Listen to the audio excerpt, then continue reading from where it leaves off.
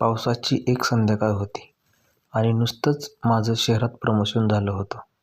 माझा ऑफिसमधील पहिलाच दिवस होता. सर्वजण आपापली ओळख करून देत होते.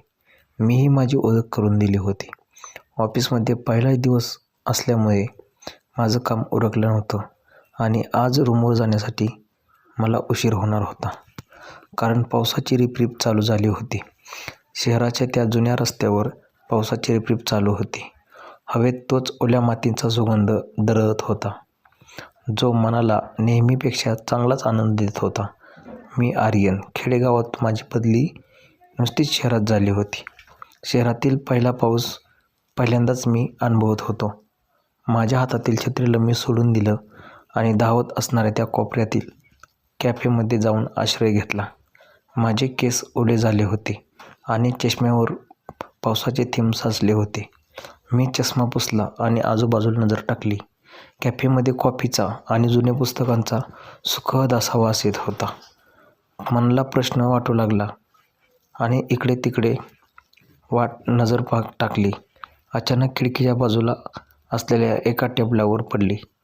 तिथे एक मुलगी बाहेर पडणाऱ्या पावसाकडे एकटेक बघत होती. तिच्या हातात एक सुंदर पुस्तक होतं, पण तिचं लक्ष त्यात नव्हतं.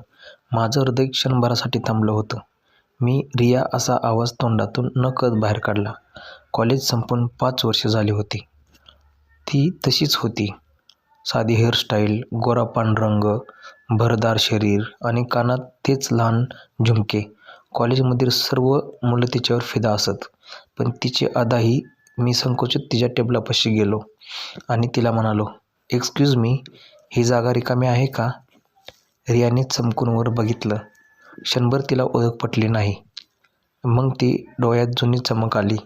तोच मला म्हणाली, "अरे आर्यन, तू इथे?" "हो, मी पावसात अडकलो आहेस. आणि तू? अजूनही कॉफी आणि एन्जॉय?" "हो," मी म्हणालो आणि हसलो. "आणि तू अजूनही पावसात भिजून सर्दी करून घेतोस?" रियाने माझ्या ओल्या शर्टकडे एकटक बघत उत्तर दिले. दोघंही हसलो. या स्मित हास्याने 5 वर्षाचा दुरावा एका क्षणात मिटवून टाकला होता. गप्पा सुरू झाल्या. कॉलेजचे दिवस, प्रोफेसरच्या नकला, कॅन्टीनची वडापावची पार्टी आणि लायब्ररीमधल्या त्या चोरट्या नजरा. बोलता बोलता विषय गंभीर झाला. बाहेर पावसाचा जोर वाढला होता. मी कॉफीच्या मगाकडे बघत विचारलं, "रिया, तुला आठवतंय कॉलेजच्या फेअरवेलच्या दिवशी मला तू काहीतरी सांगितलं होतं?" रिया शांत झाली. तिने खिडकीबाहेर बघितलं आणि हलक्या आवाजात म्हणाली, "मला माहीत होतं." "काय करू?" मी आश्चर्यचकित विचारले. "मला माहीत होतं की तुला काहीतरी सांगायचं आहे.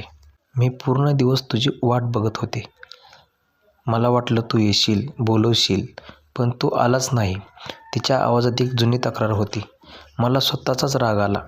मला भीती वाटली होती की रिया आपली मैत्री तुटेल की काय याची मला भीती होती.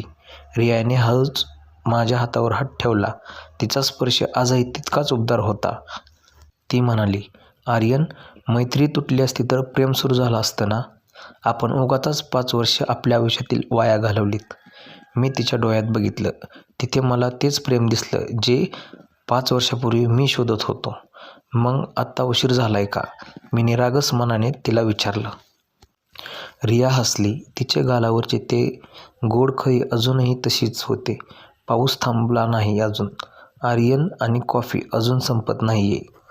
आपल्या गोष्टीला कुठे कुठे सुरुवात होते आणि कुठून शेवट होतोय." बाहेर पावसाने आता रौद्र रूप बदलून शांत बरसायला सुरुवात केली होती. पण कॅफेमध्ये 2 मनांमध्ये प्रेमाचा नवा ऋतू बहरला होता.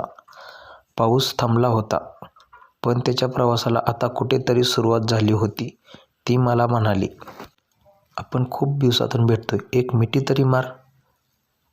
मी थोडा गोंधळून गेलो आणि कॅफेमध्ये तिला एक घट्ट मिठी मारली. मलाही खूप आनंद झाला. हे बघताच बाजूच्या लोकांनाही खूप टाळ्या वाजवल्या व आम्हा दोघांना प्रतिसाद दिला. दोघांनाही खूप आनंद झाला. रिया मला म्हणाली, "अजून लग्न नाही झालं का तुझं?" मी म्हणालो, "तुझ्यासारखी भेटली नाही अजून." म्हणून मीही तिला म्हणालो, "तू का नाही केलं लग्न?" "अजून," मी म्हणाले, "तुझ्यासारखा मला समंजस भेटलाच नाही." मग मी म्हणालो, कुठं राहतेस तू? रिया म्हणाली, बहिणीसोबत राहते. बहिणीचं लग्न झालं आहे, जिजू बाहेर असतात. मग आम्ही दोघीच असतो आणि जिजू पण येणार आहेत आज. आठवड्यातून एकदा घरी असतात, ते बाहेर नोकरीला असतात. मग मी बोललो, येतेस का आज रूमवर? मी पण एकटाच असतो. ती थोडं गडबडून गेली. तू आली तर सोबत जेवण करू हॉटेलमध्ये. मलाही तसं एकट्याला नको नको होतं रूमवरती. मग रियाच्या डोळ्यात मला आनंद दिसला. ती थोडी शांत होत म्हणाली, एक प्रॉब्लेम आहे. मी बोललो, काय? ती म्हणाली, मला ताईला सांगावं लागेल आणि तुझ्याकडे म्हणल्यावर ताई मला पाठवणार नाही. मला थोडं मनातून वाईट वाटलं होतं. इतक्यात ती म्हणाली, मी ताईला माझ्या मैत्रिणीकडे जात आहे असं सांगते. मलाही खूप आनंद झाला. आता खरी आमच्या प्रेमाला सुरुवात झाली होती. मी बाहेर पाहिलं. पाऊस पूर्ण थांबला होता. थंडीची लाट शरीराला हळूच स्पर्श करत होती. तिने तिच्या पर्समधून स्कार्फ काढला आणि तोंडाला बांधला व म्हणाली, ठीक आहे, चल आपण जाऊया. आता पाऊस थांबला आहे. मला आत्ता खूप आनंद झाला. आम्ही बाहेर पडलो. मी गाडीच्या डिकीतून कापड काढलं व गाडी पुसून लागलो. आम्ही दोघंही गाडीवर बसून हॉटेलच्या दिशेने जायला लागलो. वातावरण पावसाचं असल्यामुळे अंगाला गुलाबी थंडी जाणवत होती. तिलाही थंडी वाजत होती. मलासुद्धा हे तिच्या लक्षात येत होतं. पण गाडीवर बसण्यासाठी तिची पहिलीच वेळ असल्यामुळे पाठीमागे सरकून बसली होती. आमच्या दोघांमध्ये थोडंसं अंतर होतं. तिच्या मनात काय आलं कुणास ठाऊक. तिने पर्स मांडीवर ठेवून पुढे सरकली व तिचा पुढील पृष्ठभाग माझ्या पाठीमागे माझ्या मांडीवर हात ठेवून पुढे सरकून बसली व मला आनंद झाला. तिचा उबदार स्पर्श मला आनंद देत होता. थोड्या वेळात एका छान हॉटेलमध्ये आम्ही उतरलो. पहिल्यांदाच आज आम्ही 5 वर्षातून एकत्र डिनर करणार होतो. त्यामुळे दोघांनाही खूप आनंद झाला होता. मग आज आम्ही दोघांच्या आवडीचे मेनू मागवायचं असं ठरवलं. तर तिने हट्ट धरला, नाही आज तुझ्या आवडीचं मागूया. मी म्हणालो, नाही आज दोघांचंही आवडीचं खायचं.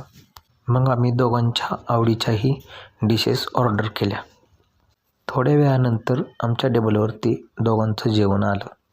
मी पहिला घास रियाला भरवला. रियालाही खूप आनंद झाला. असं बघता तिनेही मला तिचा पहिला घास भरवला आणि आम्हाला आज आम्ही पती पत्नी असल्यासारखा भास झाला. जेवण करत करत आम्ही एकमेकांच्या गप्पा चालू झाल्या. एकमेकांची स्तुती प्रशंसा करत करत आमचं जेवण उरकलं आणि नंतर आम्ही माझ्या रूमकडे जाताना थोडी थंडीची चाहूल चालू झाली. तिने मागे तोंडाला बांधलेला स्कार्फ काढला व दोघांच्या अंगावरती घेतला. आम्ही दोघंजण रूमवरती पोचलो. मी दरवाजा उघडला आणि आतमध्ये प्रवेश केला. ती म्हणाली, अरे वा, एकटा असूनही इतकी छान रूम ठेवतोस. अजूनही तुझा स्वच्छ राहण्याचा व परिसर स्वच्छ ठेवण्याचा छंद गेलेला नाही वाटतं. मी थोडं स्मित हास्य केलं आणि ती मला म्हणाली, अरे पण आज मी कपडे आणले नाहीत, तर संध्याकाळी मी काय घालू?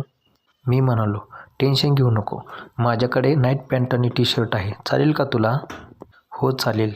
मी वॉशरूमकडे हात करत तिला वॉशरूम दाखवले व ती आत गेली.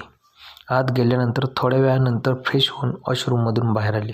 तिला बघताच माझे हृदयाचे ठोके वाढले, कारण आंघोळ केल्यानंतर थोडी फ्रेश दिसत होती आणि तिच्याकडे एकटक बघत राहावं असं तिचं सौंदर्य पूर्ण फुलून गेलं होतं. मी तिच्यामध्ये पूर्ण भारावून गेलो होतो. तिला जाणवलं होतं. तिने आवाज दिला, आर्यन, ए आर्यन, अरे कुठे हरवलास? मी थोडं शांत झालो व गडबडून उत्तर दिले, कुठे नाही, मला माहीत आहे तू माझ्यात हरवून गेला होतास ते. मग मीही उत्तर दिलं, काय नाही गं, तुझं सौंदर्य इतकं गोड आहे की ते मन पूर्ण भारावून टाकत आहे. मी तिचं पूर्ण तोंड भरून कौतुक केलं. तिलाही खूप आनंद झाला. ती म्हणाली, आत्ता झोपायचं आहे की रातभर कौतुक करणारच आहे माझं? मी म्हणालो, ठीक आहे, मग माझ्यासोबत एक कपल डान्स तरी कर. ती थोडी लाजत म्हणाली, आत्ता यावेळेस? मी म्हणालो, हो, काय झालं, आवडत नाही का तुला? तसं नाही रे, पण आतापर्यंत मी डान्स केला नाही आणि मला पण डान्स जमत नाही तसा. मी म्हणालो, तू नको टेन्शन घेऊ, मी तुला शिकवतो डान्स. असं म्हणत तिने होकार दिला. तिला म्हणालो, दे बरं पटकन एक तुझा हात. मग मी तिचा हात हातात घेतला व माझ्या खांद्यावर घेतला व तिचा दुसरा हात मी माझ्या हातात पकडून मी माझ्या दुसऱ्या हाताने तिच्या कमरेभोवती वेढा मारला. एक छान असं रोमॅन्टिक गाणं चालू केलं व आम्ही दोघांनी डान्स करायला सुरुवात केली. तिच्या अंतर्मनातूनही तिला खूप आनंद झाला होता आणि माझ्याही अंतर्मनातून खूप आनंद झाला होता. आम्हा दोघांनाही खूप छान वाटत होतं. थोड्या वेळ आमचा डान्स चालू होत होता. तोच आम्ही दोघंजण एकमेक भारावून गेलो. मलाही काही समजेनासं झालं. मी तिला म्हणालो, रिया, एक बोलू तुला? रागावणार नाहीस ना? हा बोल ना, म्हणाली. मी म्हणालो, या 2 डोंगरांवरती मला चढायचं आहे. तुझी परवानगी असेल तर मी चढू का? ती थोडं लाजत म्हणाली, यात कसली परवानगी मागतोस? तू चढू शकतोस या डोंगरावरती. मलाही खूप आनंद झाला. समोरून झाडी वेली काढत मी या 2 डोंगरावरती चढायला सुरुवात केली. भले मोठे 2 डोंगर होते. असं सौंदर्य मी पहिल्यांदाच पाहिलं होतं. आणि त्या डोंगरांवरती 2 छोटी फळी होती. ती त्या डोंगरांचं सौंदर्य अधिक फुलवून दाखवत होती. मी रियाला विचारलं, रिया, तुझी परवानगी असेल तर मी या छोट्या 2 फळांना चाखू शकतोय का? रिया मला म्हणाली, अरे हो, तू चाखू शकतोस. याबद्दल मला काहीसुद्धा राग येणार नाही. मग मी ती फळे चाखायला सुरुवात केली. फळे चाखत असताना मलाही खूप आनंद होत होता. माझ्या अंतर्मनातून अशा वेगवेगळ्या भावना निर्माण होत होत्या. रियाच्याही अंतर्मनातून खूप वेगळ्याच भावनांचा उल्लेख होत होता. मलाही आणि रियालाही दोघांनाही खूप म्हणजे खूप आनंद होत होता. हळूहळू माझा आनंदही मोठा होत गेला. हळूहळू करत माझं लक्ष बाजूच असलेल्या दरीकडे गेलं. दरी खालच्या बाजूला असल्यामुळे मी खाली खाली सरकत आलो आणि रियाला म्हणलं, रिया, या दरीतून थोडं थोडं पाणी पाझरतंय. मला तहान लागली आहे. तर हे पाणी मी चाखू शकतोय का? रिया मला म्हणाली, तू चाखू शकतोस आर्यन. तुला मी कोणत्याच गोष्टीला आज अडवणार नाही. असं म्हणत मी दरीच्या तोंडापाशी गेलो. हळूहळू पाणी तोंडात घेऊन चाकायला सुरुवात केली. मलाही ते पाणी खूप गोड लागलं. रियालाही खूप आनंद झाला होता. पाणी हळूहळू पिण्यास सुरुवात केली. रिया म्हणाली, खूप छान, अजून पी. असं म्हणत मी रियाला म्हटलं, रिया, माझी यात पोहण्याची इच्छा झाली आहे. तर मी यामध्ये पोहू शकतो का? मलाही रिया म्हणली, हो, पोहू शकतोस, पण थोडं हळूहळू. मी हळूहळू खालच्या बाजूला येऊन दरीमध्ये प्रवेश करण्याचं ठरवलं. रियाच्या परवानगीनंतर मी हळूहळू पाण्यात उतरायला सुरुवात केली व पोहायला सुरुवात केली. मी हळूहळू पहिल्यांदा पोहत होतो. रिया म्हणाली, आणखी जोरात पोहायला सुरुवात कर. असं म्हणत रियाचाही मला प्रतिसाद भेटू लागला. मलाही खूप आनंद व्हायला लागला आणि रियालासुद्धा खूप आनंद होता. रिया, आणखी जोरात पोह, असं मला सांगू लागली. मलाही खूप भारी वाटता मी अचानक एक जोराची उडी मारली आणि मी शांत होऊन बसलो. आज खूप दिवसानंतर आम्ही आज वेगळाच आनंद घेत होतो आणि आम्हालाही पोहण्याचा आनंद आणि फळे चाखण्याचा आनंद हा मला पहिल्यांदाच भेटला होता. मी रियाचे पूर्णपणे आज मनापासून आभार मानले होते. रियाचाही आनंद चेहऱ्यावर उठून दिसत होता. रियाचाही चेहरा खूप टवटवीत झाला होता. आज तिलाही खूप बरं वाटलं. तिने मला जवळ घेऊन मला माझे आभार मानत तिने एका बाजूला होऊन मला स्माईल दिली. तर मित्रांनो, कशी वाटली तुम्हाला आजची कथा? अशाच कथेसाठी आम्हाला लाईक करा, सबस्क्राईब करा आणि आपल्या मित्रांना आमच्या ह्या कथा शेअर करा. अशाच गोड गप्पांचा आनंद घेण्यासाठी आम्हाला लाईक करा आणि आम्ही तुम्हाला अशाच गोड गप्पांचा आनंद देत राहू.